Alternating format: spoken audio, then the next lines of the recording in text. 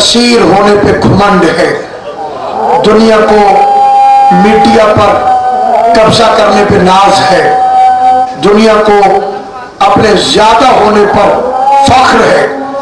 लेकिन मुहर्रम के ये मजमे दुनिया को ये पैगाम देते हैं कि हम थोड़े जरूर हैं, लावारिस नहीं है। क्योंकि थोड़ा होना ऐब नहीं, लावारिस होना ऐब है। और खुदा ने हमारी किस्मत में, हमारे नसीब में ऐसा वारिस रखा है कि जिसके लिए फिक्र ये है, अस्सलामु अलैका या वारिसा आदमा सिफवतिल्लाह। आदमी की तो औकात ही क्या है, हुसैन को छोड़ दे तो आदम भी लावारिस हो जाता।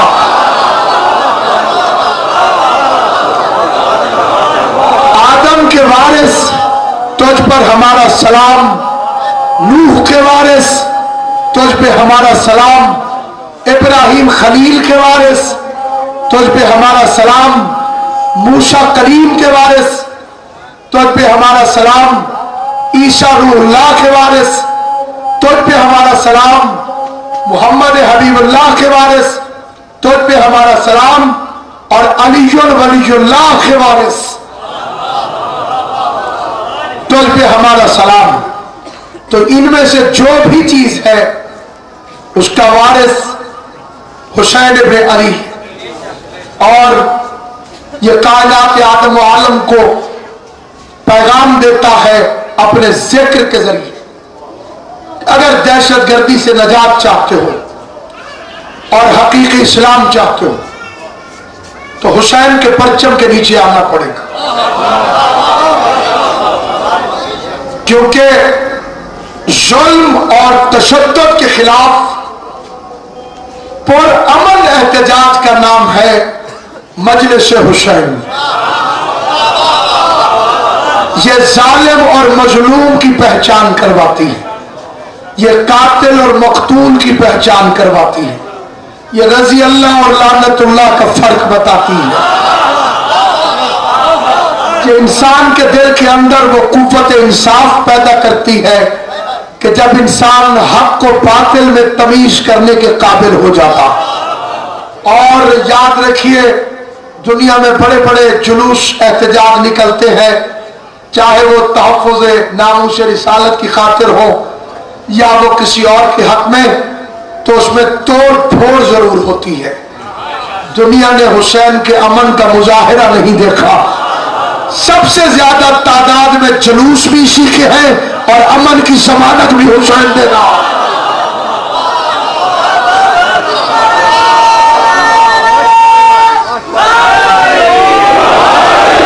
और अगर दुनिया खाली हुसैन के मातमियों की अदा को देखे तो हमने ऐसे किया है, ऐसे कभी नहीं किया।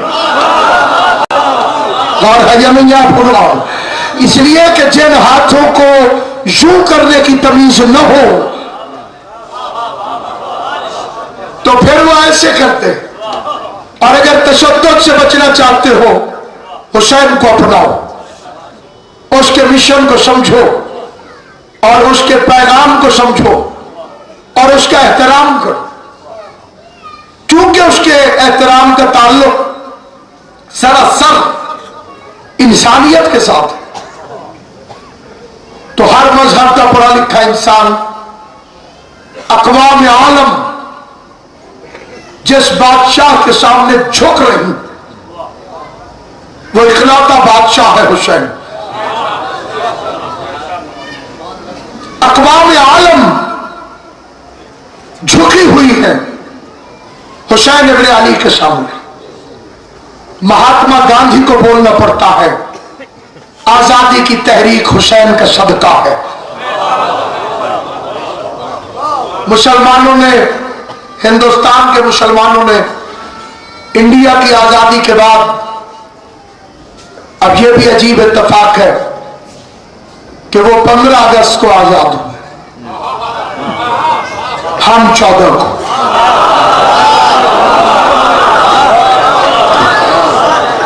अब अब इसका पस मंजर भी तारीख के मुताबिक सुन लीजिए, और जो जिम्मेदार पढ़े लिखे हजरात तशरीफ फरमाए वो मेरी तस्दीक करेंगे। ये एक दिन के बाद नहीं हुआ था, सेम टाइम पे हुआ था, लेकिन दिल्ली का स्टैंडर्ड टाइम जो था वो हमसे आधा घंटा आगे था। पूरे 12 बजे पाकिस्तान आजाद हुआ। तो जो है या नहीं आप, तो ये 12 और 14 का सदका है।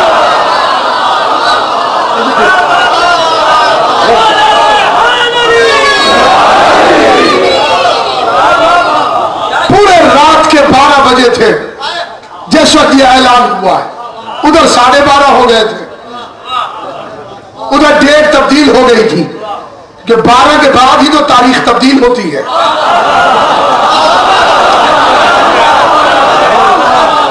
इसकी तब्दीली भी 12 के बाद है। और सामईन गिरामी कद्र 12-14 दोनों इकट्ठे हो गए थे जब इस्लामी जमहूरियत पाकिस्तान की आजादी का ऐलान हो रहा था। और उधर मुसलमानों की कमेटी से मुतालबा किया गया आपको कितनी छुट्टियां चाहिए, तो उन्होंने छोटी बड़ी ईद लिखकर रवाना कर दी। लेकिन जब छुट्टियों का ऐलान हुआ सरकारी तौर पर, तो उसमें 3 छुट्टियों का ऐलान था। मुसलमान मौलवी साहिबान बड़े परेशान हुए कि हमने तो 2 तलब की थी, तीसरी छुट्टी कौन सी है? तो गांधी ने कहा 10 मुहर्रम। उसने कहा हमने तो इस्लाम के नाम पे 2 छुट्टियां मांगी है। कहा तीसरी छुट्टी इस्लाम के नाम पे थोड़ी है, वो इंसानियत के नाम पे दी जा रही है।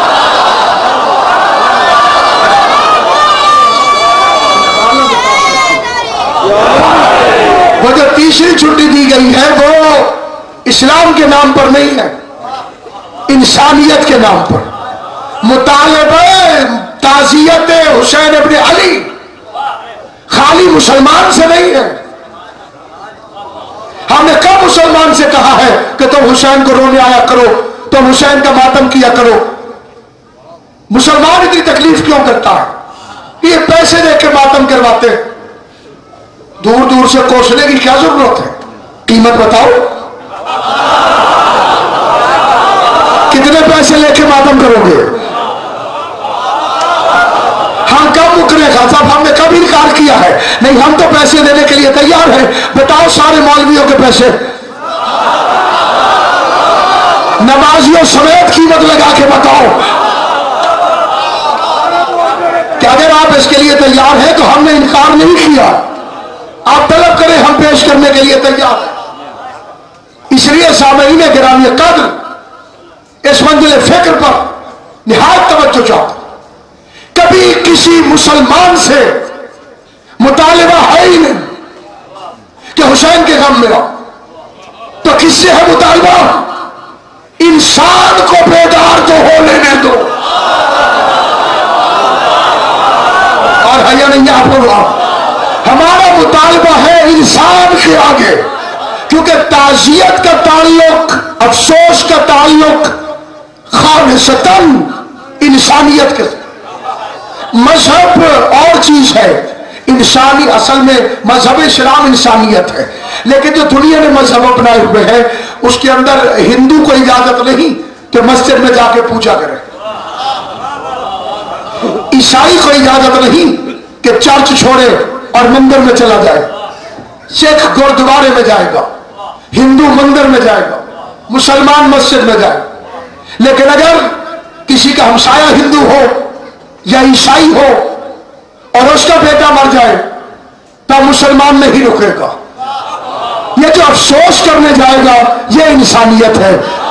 तो सवाल हमारा इंसानियत से फकत ये है कि जब ईसाई के बेटे के अफसोस करने से किसी मुसलमान के इस्लाम को फर्क नहीं पड़ता, तो रसूल के बेटे के अफसोस करने से कोई काफिर कैसे हो जाता?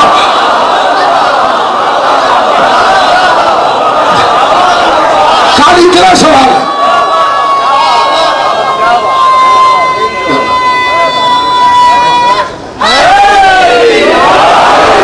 ये आपको क्यों शुबा हुआ हुसैन को शियों का बेटा तो नहीं? जिसका कलमा पढ़ा तुमने, उसी रसूल का बेटा। और ये कारपोरेशन की पर्ची नहीं, कुरान की आयत है। अबनाना व अबनाकुम,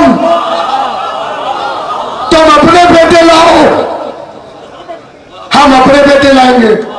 व निशाना व निशाकुम, तुम अपनी औरतें लाओ, हम अपनी औरतें लाएंगे।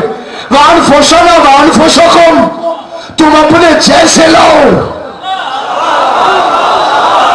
हम अपने जैसे लाएंगे। तो बताओ, मौलाना मौदूदी से पूछो, जाओ तफसीर कुरान से पूछो, जाओ मुफस्सिरीन कुरान से पूछो, इसी डॉक्टर इसरार से पूछो, अबनाना पे कितने बेटे निकले, निशाना पे कितनी औरतें निकली, पर निकलने की शौकीन भी ना निकली।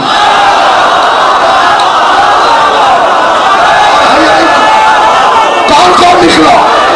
अबनाना पे कौन चला, निशाना पे कौन चला, अनफुसना पे कौन चला?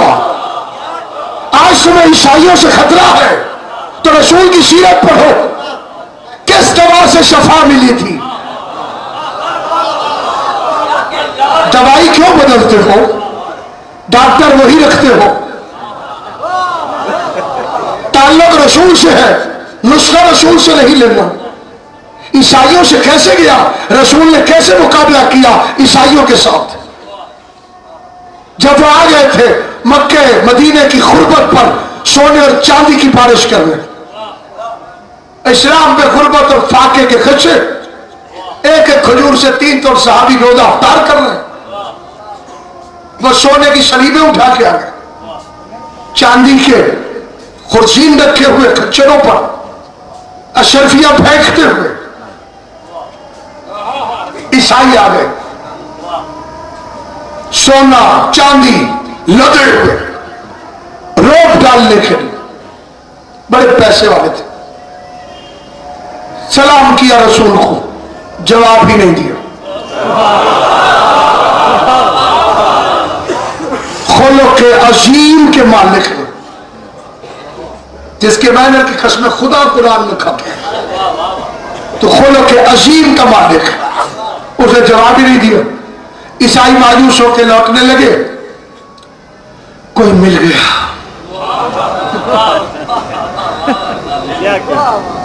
कहा मैं हूं ना, मुझे ले चलो वकील बनाकर, मैं मिलवा दूंगा। उनका तुम बहुत अच्छे आदमी महसूस होते हो। कहा जी हाँ, मैं पैसे लेता हूं,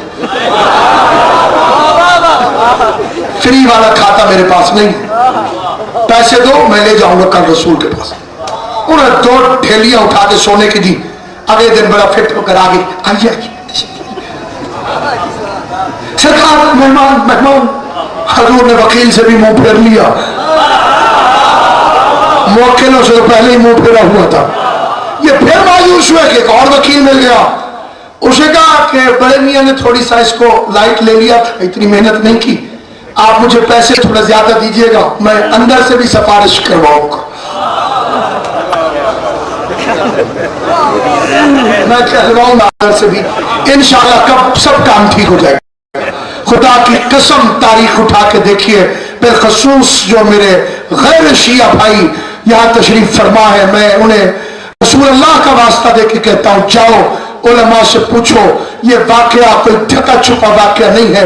सीरत इब्ने शाम में लिखा है, इब्ने खलदून में लिखा है, बड़े बड़े उलमा की कतार है जिन्होंने लिखा है। मैं नाम नहीं बता सकता, मेरी मजबूरी है। आप खुद तहकीक कीजिए। आशिक दूध की नहरें खोद देते हैं, आप 2 सफे उलटने की खाली जहमत कीजिए और जरा उन वकीलों के नाम पूछिए जो दरबार रिसालत के अंदर दुनिया में वकील बनकर गए, रसूल ने मुंह फेर लिया। तो जरा होशियार रहना, जिनकी सिफारिश दुनिया में रसूल के दरबार में काम नहीं आई, आखिरत में अगर उनकी सिफारिश अल्लाह की बारगाह में काम ना।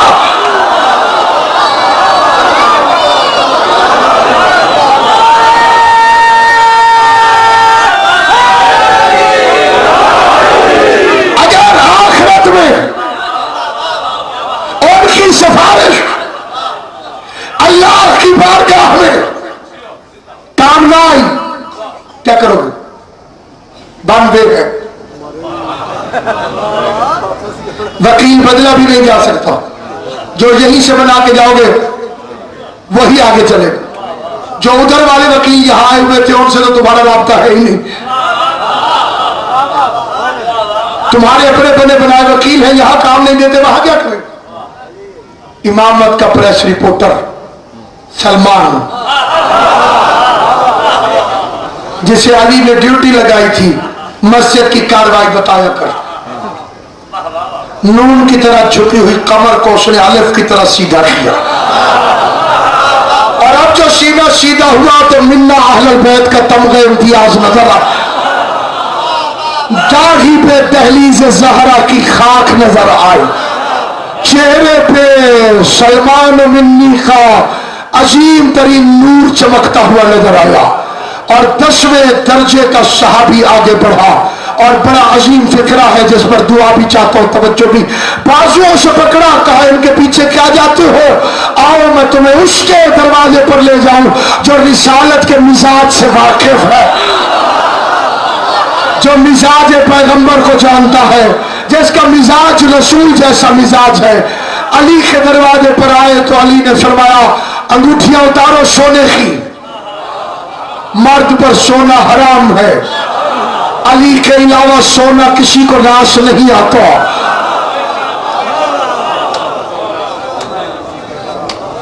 अली सोता है तो मर्जियां खरीद लेता है, तुमने नहीं सोना पहनना, खवातीन के लिए खुदा ने खल्क किया है, उन्हीं को पहनाओ, उन्हीं को सोना उतार दिया। थे ईसाई लेकिन थे बड़े जेंटलमैन, अली के कहने पे सोना उतार दिया। गैर हो के अली की बात मानी, मंजिल को पा गए। तो अपना हो के अली की बात ना माने, ना मुराद रह जाए हुआ। उस चीज से रुकना जिससे अली ने रोका है, उसमें उनका फायदा नहीं है, तुम्हारा फायदा है। शराय में शेख सुद्दूक रहमान ने जो इसके नुकसानात लिखे उन्हें पढ़ लिया जाए तो शायद फिर कोई मर्द सोने को पहनने की जसारत न करे। बस सामईन गिरामी कादर अगले दिन अमीरुल मोमिनीन सादे लिबास पहनवा कर, सोना उतरवा कर लेके चले गए। पैगंबर ने उठकर इस्तकबाल किया। फरमाया रसूल खुदा ने शेख साहब उठकर इस्तकबाल किया, सीने से लगाया, पास बिठाया, खिलाया पिलाया। कैसे आना हुआ? आप ये बताइए कि ईसा अलैहिस्सलाम के मुताल्लिक आपका क्या ख्याल है? फरमाया कि बतूल ज्यादा है, अपने वक्त की बतूल का बेटा है, बगैर नुत्फे के पैदा हुआ है, साहिब शरीयत है, साहिब कलिमा है, साहिब किताब है, परिंदों का खालिक है। अब ये रिवायत तो है नहीं, आयत है, इन्नी अखलको, मैं खाल्क करता हूं, परिंदों को फूंक मारता हूं, हवा में उड़ जाते हैं, और मौजज़े वाला है और मुर्दों को जिंदा करने वाला है, मेरा भाई है, उम्मती बन के आएगा। और नहीं साहब, अल्लाह मियां का बेटा है, बगैर बाप के पैदा हुआ था। दलील इतनी कमजोर थी कि चुटकी की तरह कुरान ने उड़ा दी। क्या ये बगैर बाप के आया? आदम तो मां के भी बगैर आया और बाप के भी बगैर। तो पहले उसे मानो, ये दावे 7 दिन तक पैगंबर सल्लल्लाहु अलैहि वसल्लम कुरान पढ़ के सुनाते रहे।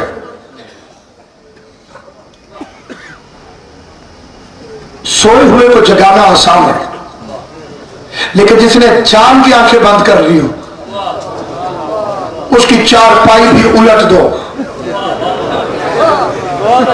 वो नहीं उठता। ये जिनकी आंखें बंद है ना, सोए हुए हैं, उन्हें एक फजाइल सुनाओ, अली अली कर देते हैं। और जिसने जिद की हुई हो उससे जब तक जहन्नम की आग तपिश नहीं पहुंचाएगी उसकी आंखें खुलने वाली नहीं है। बस सामईन गिरामी ये जिद करके आए थे, नहीं मानना, 7 दिन कुरान सुनकर नहीं माने। फिर आयत आ गई, फमन हाज्जक फीह मिन बादि मा जाअक मिनल इल्म, तो कुल ताले न दो अबना आना वबना आकुम व निसा आना व निसा आकुम वान फसना वान फसकुम शुम्मा नब्तहिल फनजअल लअनतल्लाह अलल काज़िबीन। नहीं मानते तो पंजे तक ले जाओ। आखिरी बंदे तक मेरी गुजारिश है, इस फिक्रे पर बेशक वाहवा न करना लेकिन महफूज कर लेना। रसूल अपनी जबान से 7 दिन तक ईसाइयों को कुरान सुनाते रहे। अल्लाह की आवाज आई, मेरे हबीब ये नहीं मानते तो न घबराओ, अब पंजतन को लेके जाओ। तो जो कुरान खुद मोहम्मद मुस्तफा को पंजतन के बगैर काफी न हुआ हो, वो मोहम्मद के बाद अहले बैत को छोड़कर तुम्हें काफी कैसे हो सकता? पैगंबर उठे, कुरान में अल्लाह कह चुका था कि इसके बेटे नहीं हैं।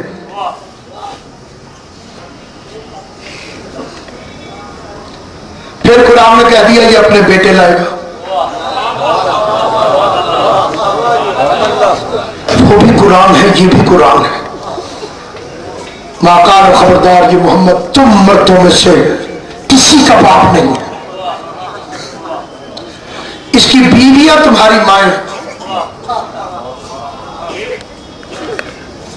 ये बाप नहीं है, वो माएं हैं। मैं बड़ा खुश हो गया,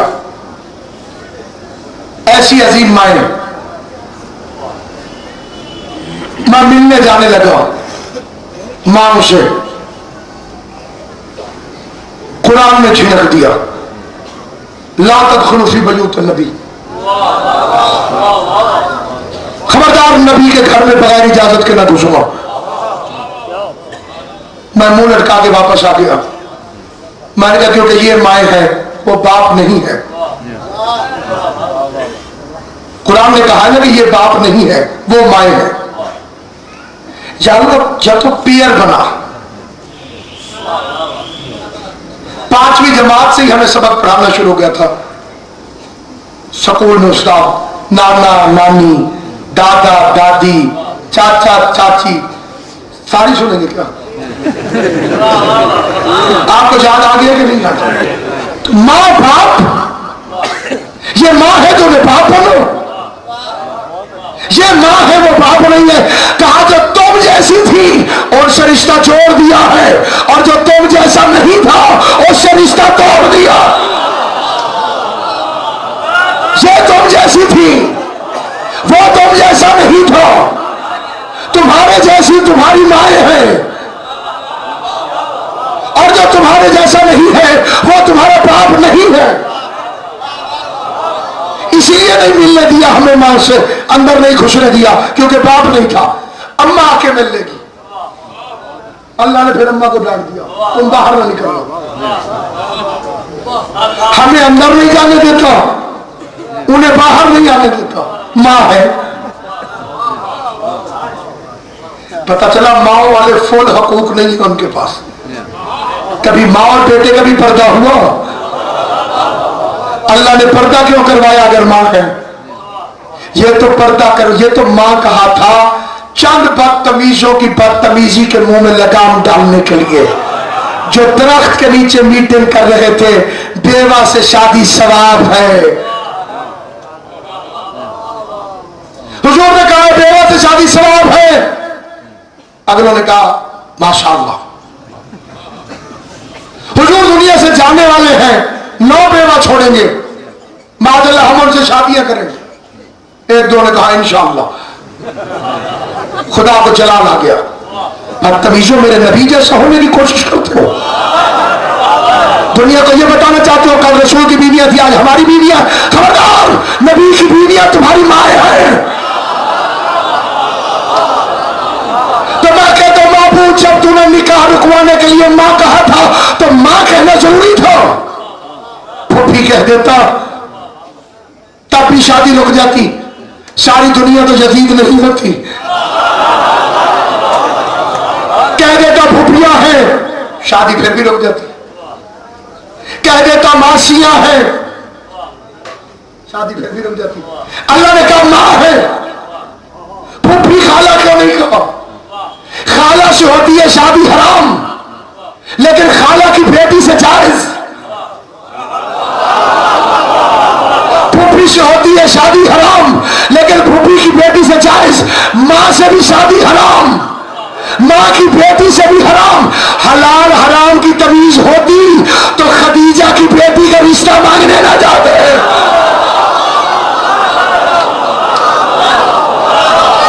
हलाल हराम की तमीज ही ना थी। और ये फिक्रा है हमारे बड़े बुजुर्ग जलील क़द्र आलिम दीन अल्लामा फैज मोहम्मद बिख्यालवी अल्लाह मकाम में ख्याली साहब एक बड़ा अजीब फिक्रा फरमाते थे, और इसे एक ही दफा गौर से सुनिएगा, दोहराऊंगा नहीं। वो कहते थे वैसे तो हमारा नबी बड़ा रहमत था, काजी साहब पत्थर मारने वालों को दुआ दे देता था, इग्नोर कर देता था, माफ कर देता था, भूल जाता था, इतना हलीम था, माफ करता था, याद भी नहीं दिलाता था कि जैसे उसे कुछ पता नहीं है। कभी किसी से बदला नहीं लिया। अब तुम मुत्तलका, जाओ तुम आजाद हो, जाओ तुम्हें माफ किया। लेकिन बतूल के मामले में बड़ा सख्त था। जिस ने आकर बतूल का रिश्ता मांगा, बदले के तौर पर उसके घर से नबी एक एक रिश्ता लेकर आ गए। तुम्हारी जुर्रत कैसे हुई, तुम्हारी मजाल कैसे हुई, तुम्हारी जुर्रत और औकात कैसे हुई, तुमने